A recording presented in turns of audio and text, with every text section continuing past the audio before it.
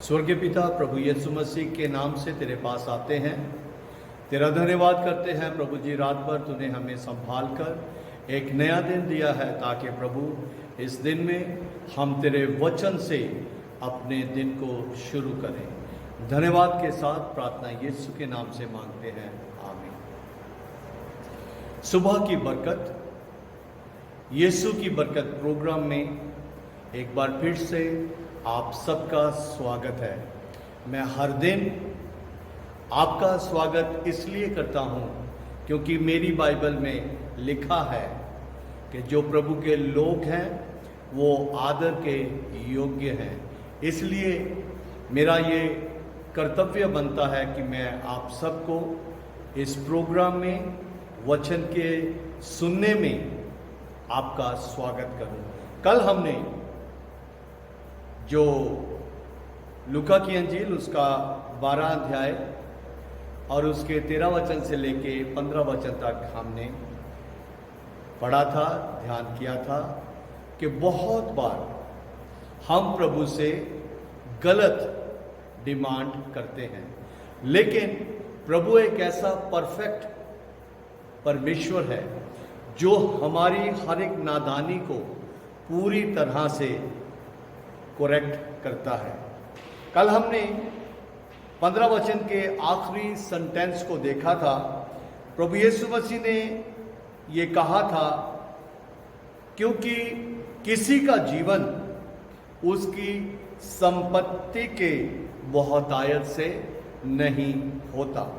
हमें इस बात को समझना बहुत ज़रूरी है कि जैसे मैंने कल बताया था, धन जो है वो यहोवा की ओर से मिलता है और यहोवा की ओर से जब धन मिलता है वो किसी भी तरह से दुख नहीं मिलाता।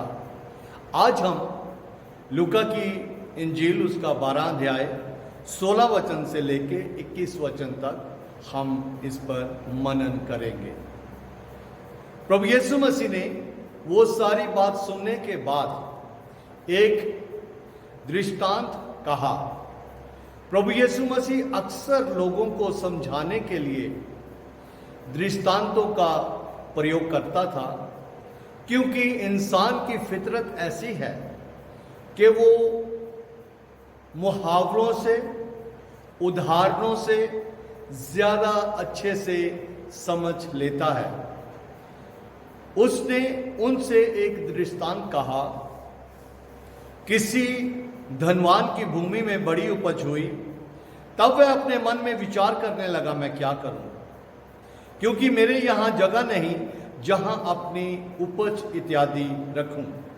और उसने कहा, मैं ये करूंगा कि अपनी बखारियां तोड़कर उनसे बड़ी बनवाऊंगा और वहां अपना सब अन्न और संपत्ति रखूंगा और अपने प्राण से कहूंगा कि हे प्राण, तेरे पास बहुत वर्षों के लिए बहुत संपत्ति रखी है, चैन कर, खा पी, सुख से रह। परंतु परमेश्वर ने उससे कहा, हे मूर्ख, इसी रात तेरा प्राण तुझसे ले लिया जाएगा। तब जो कुछ तूने इकट्ठा किया है वह किसका होगा? सवाल।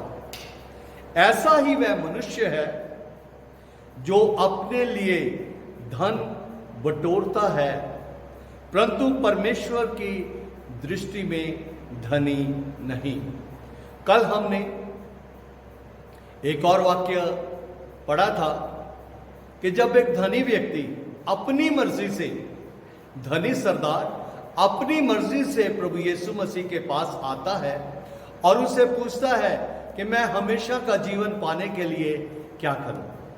प्रभु यीशु मसीह ने सारी बातें बोलकर उसकी जो कमी थी वो उसको बताई कि अब भी तुझ में एक बात की घटी है, जो कुछ तेरा है तो उसको बेच के कंगालों में बांट दे और तुझे स्वर्ग में बड़ा धन मिलेगा और मेरे पीछे बोले।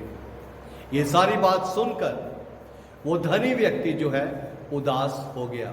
यीशु की बात सुनकर उदास होना मनुष्य के लिए बहुत ही ज्यादा अफसोस की बात है।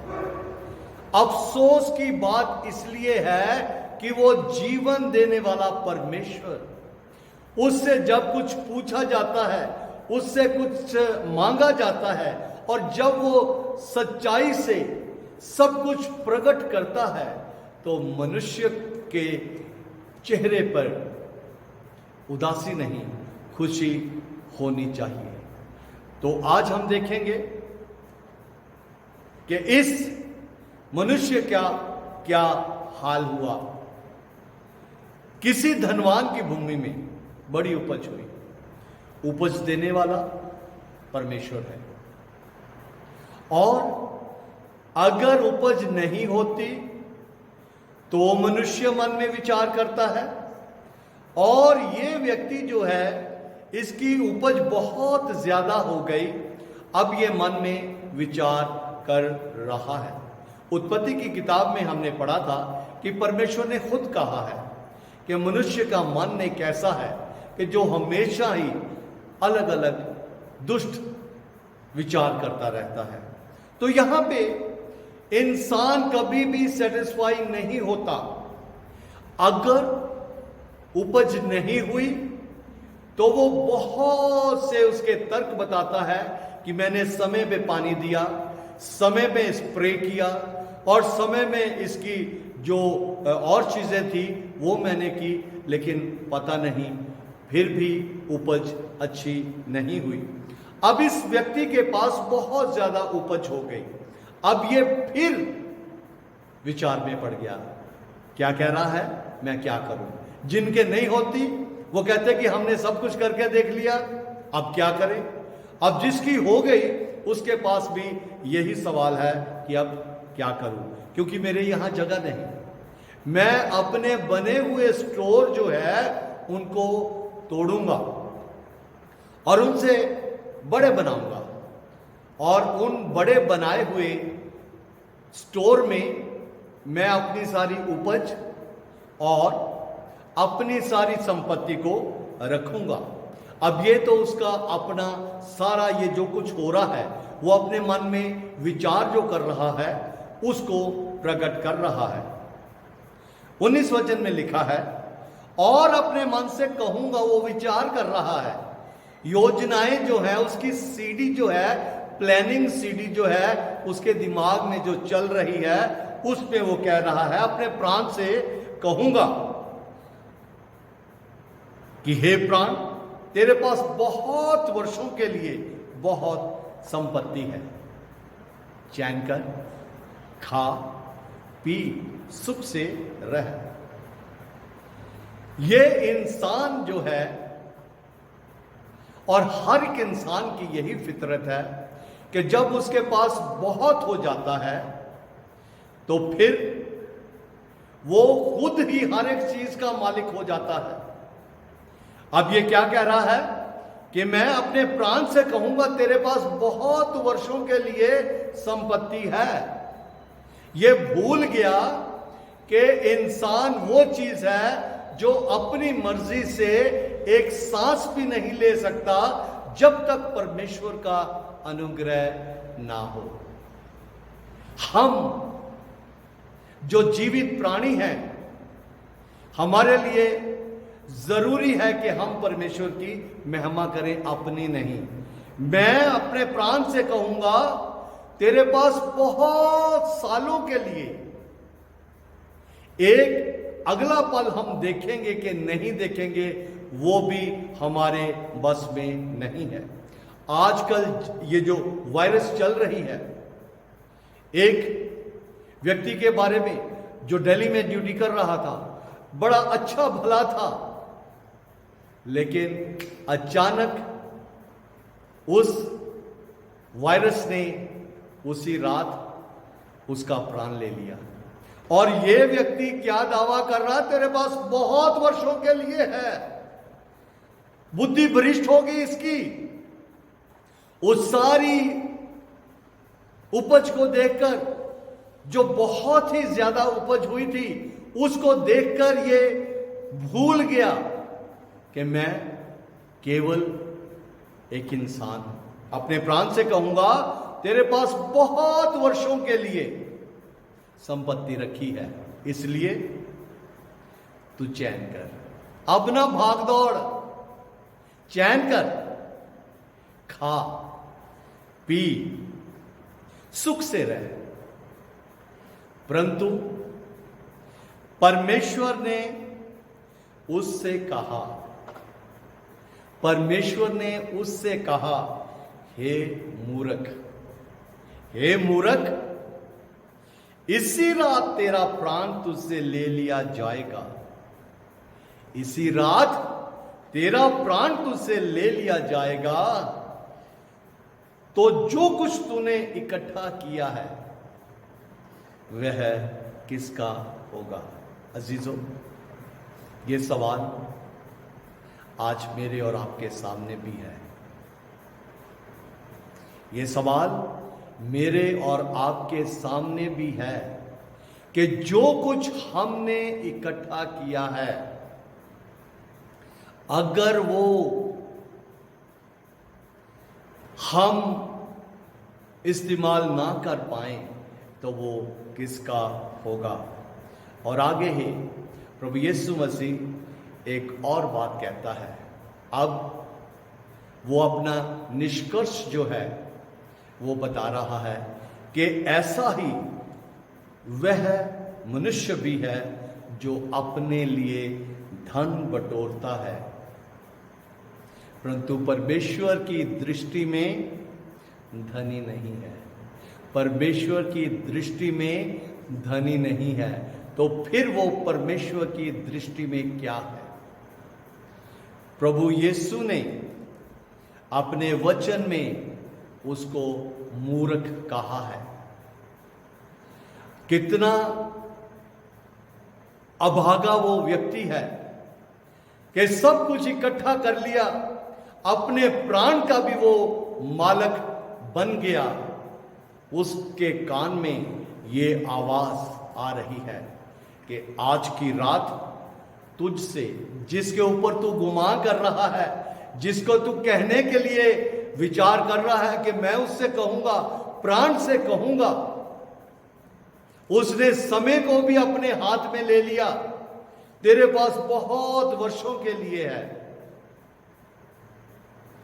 तो ये सब कुछ किसका होगा? अजीजों, हमारे लिए बहुत जरूरी है कि इस दृष्टांत से हम सीखें। इस व्यक्ति की गलत तैयारी थी, इस व्यक्ति की गलत तैयारी थी अपने जीवन के लिए। तो वो सब कुछ करता है, अपने जीवन के लिए वो सब कुछ करता है, लेकिन परमेश्वर के लिए कुछ भी उसको ध्यान नहीं है। मैं और आप क्या उसी कैटेगरी में आते हैं? विचार करने की जरूरत है। गलत तैयारी। दूसरा, गलत इरादा। उसका इरादा जो है वो गलत है। एक बार एक अमीर आदमी के लिए, एक अमीर आदमी के पास किसी संस्था का चेयरमैन गया और उसने जो जो वो काम करते थे, लोगों में भलाई के काम जो करते थे, उन सब को एक्सप्लेन करके उस धनी व्यक्ति से कुछ सहायता की उम्मीद की। और उस धनी व्यक्ति का क्या जवाब है? वो अपने पैसे में इतना घमंडी हो गया, उसको पैसे का इतना लोभ हो गया, वो उस परमेश्वर के दास को कहता है कि मैंने अपनी मां को, मैंने अपने बीमार भाई को, मैंने अपनी विधवा बहन को कभी कुछ नहीं दिया, तो मैं तेरे इस काम के लिए क्यों दूं? इरादा गलत। पहले हमने सीखा गलत तैयारी, दूसरा हमने सीखा गलत इरादा, और तीसरा जो है गलत लक्ष्य। उसका लक्ष्य जो है वो केवल और केवल ये है कि मैं अपने सब कुछ से आनंद करूंगा, और इसीलिए अपने वो प्राण से कह रहा है, चैन कर, खा पी। वचन में लिखा है, भोजन पेट के लिए और पेट भोजन के लिए है, लेकिन सब कुछ नाश हो जाएगा। पेट भी नाश हो जाएगा, भोजन भी नाश हो जाएगा। अजीजों, हम किसी भी तरह से इतना स्पष्ट वचन सुनकर गलत तैयारी में ना रहे, गलत इरादा हमारा ना हो, लक्ष्य जो है हमारा गलत ना हो। अक्सर हम जब चर्चेस में जाते हैं, वहां एक हिम होता है, all to Jesus I surrender, यीशु को हूं सब कुछ देता। सरासर चर्च में खड़े होकर झूठ बोल देते हैं। हमने भी वो गीत जरूर गाया होगा, और बहुत जिंदगी में जब तक प्रभु जिंदगी दे, हो सकता है कि कभी कभी हमें ये हिम गाने का मौका मिले। क्या वो सही हिम होता है? क्या वो सच में हम यीशु को सब कुछ देते हैं? विचार करने की जरूरत है। और जब हम इन सारी चीजों के बारे में सोचते हैं, अब एक और बात हम यहां पे देखेंगे। इसका जो है लक्ष्य जो है वो गलत है। एक बार उसने एक पास्टर जी को अपने घर खाने पे बुला लिया। बहुत अच्छा अच्छा खाना उसने बनवाकर पास्टर जी को खिलाया, और सब कुछ खाने के बाद वो उनको अपने घर के ऊपर ले गया, और पास्टर जी को कहने लगा कि ये वहां तक जहां पे वो दरख्त है ना, वहां तक मेरा है। ये वो जो सारी बिल्डिंग्स है ना, वो मेरी है, और ये जो स्विमिंग पूल है, ये सब कुछ है, ये मेरे टहलने के लिए है। पास्टर जी खामोश हो गए। थोड़ा देर टाइम वो चुप रहे। फिर उन्होंने उस व्यक्ति से पूछा, स्वर्ग की ओर इशारा करके उससे पूछा कि वहां के लिए आपके पास क्या है? आपका क्या जवाब है? वहां के लिए आपके पास क्या है? वो बेचारा बहुत उदास हो गया। सोच रहा था कि मुझे पास्टर जी बोलेंगे वाह वाह जी वाह, वाह जी वाह, लेकिन पास्टर ने परमेश्वर के उस मकसद को अपने जीवन से नहीं भूला, और परमेश्वर के मकसद को ना भूलते हुए उन्होंने इस आखिरी वाक्य में उस व्यक्ति को ये जता दिया कि यहाँ के लिए तो सब कुछ है, दूर दूर तक तेरे लिए सब कुछ है, लेकिन स्वर्ग के लिए कुछ भी नहीं है। अजीजों, हम इंसान हैं। अगर आज तक हमने नहीं सोचा तो अब सोचने की जरूरत है। आज की रात तेरा प्राण तुझसे ले लिया जाए तो ये सब कुछ जो तूने इकट्ठा किया है वो किसका होगा? अजीजों, ये सारी हम जो मेहनत कर रहे हैं, इस सारी मेहनत को करने के लिए हमें जो परमेश्वर सामर्थ्य देता है, उस सामर्थ्य के पीछे एक ही मकसद है परमेश्वर का। वो ये मकसद है कि हम अपने जीवन से अपने ताकत से, अपनी अकल से, अपने धन से उस परमेश्वर को प्रेम करें, उसके लिए सब कुछ करें।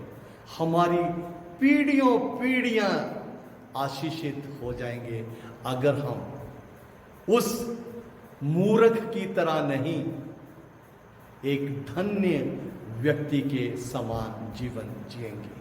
प्रभु आप सबको बहुत आशीष दे। ध्यान करें, अभी परमेश्वर का बहुत काम जो है वो आपके जीवनों से परमेश्वर ने लेना है, मेरे जीवन से परमेश्वर ने अपना काम लेना है। हर रोज परमेश्वर ने मुझे आप तक जीवित वचन पहुंचाने की जिम्मेवारी दी है। प्रभु आप सबको आशीष दे। यीशु के नाम से मैं आप सबके जीवनों में आशीष की घोषणा करता हूं। आमीन।